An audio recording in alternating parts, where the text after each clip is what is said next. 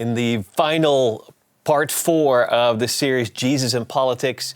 We were joined by Diane Rutledge, and you really focused on this pressure point in the politics and in society that we're dealing with right now when it comes to loving those we don't like. You call them enemies, but no, yeah, well, Jesus loving called our them enemies, right? Yeah. Yeah. I mean, this is such a relevant, all 4 weeks have been incredible, but I do think that this is the foundation. Like, if we're going to send people out with anything as we go into this election year, as we're talking about politics long term, it really is foundational to begin with, loving our enemies. Yeah, because we've come, this society, we're not in a good spot. I think you really hit the nail on the head when you said, as a society, Christians and non-Christians, we've gotten really comfortable with letting our differences separate us. And I think you mentioned some of that cancel culture is good, that we have some boundaries, that we stop being okay with hypocrisy or with toxic leadership or whatever.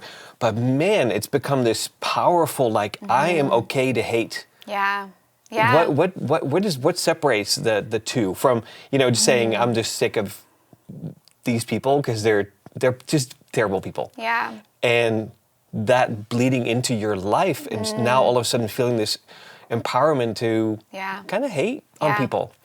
I mean, I think so many things go into it. We've gotten really good at being like self-care and boundary making, nation, which I think is really beautiful. There's this, awakening to setting boundaries with toxic people. And I think that is so good. I'm someone that fawns, so I know what it is to people please. I know what it is to, just allow people to wound you and not ever stand up for yourself. And so as I've come into my own, it's been really beautiful to be able to set boundaries with people.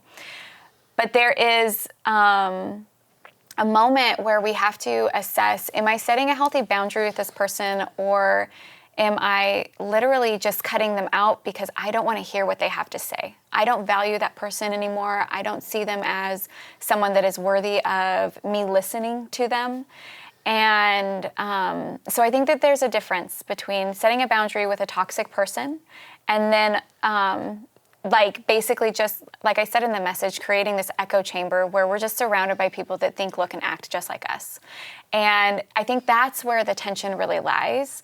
And I'm fearful for, even myself and our children, that if we continue down that path, that we're going to become more and more divided just as a community of people. And Jesus called us out on this. He did not mince words when he said, love your enemies, love those you disagree with. He was talking to a people that were living under occupation of an enemy, and he was talking about them loving the Romans. And then the early church did, and we saw what happened. Because of their love for, not to,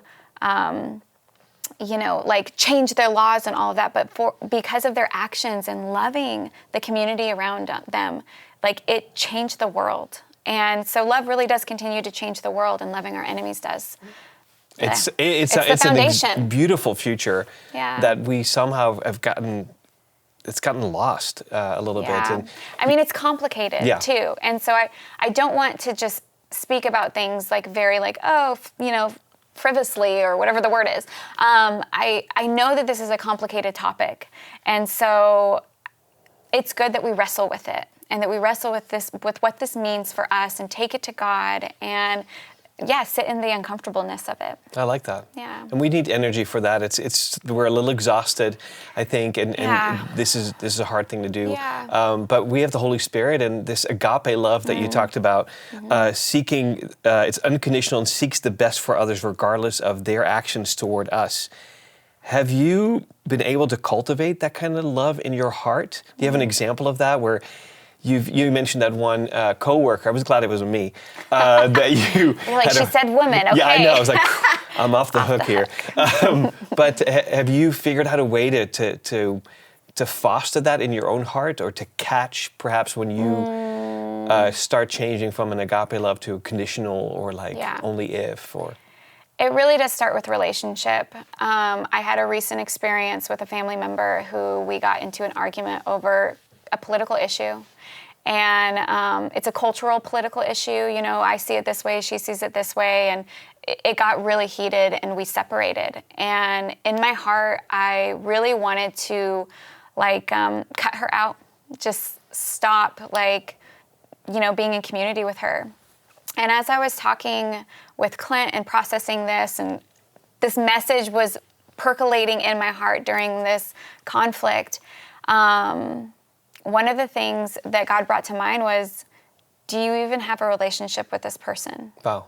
Do you check in with them? Do you love them like a friend? Do you give them an opportunity to love you the way that they know how? Or are you just united because you're family, and then you talk about these heated issues and there's really no foundation of relationship? So I will say that when I do this well, it's when I focus on how can I love this person through a relationship? How can I care for them? How can I be genuine in those things? And then I begin to not see them as an enemy. Wow. Well, this is hard teaching, like you said.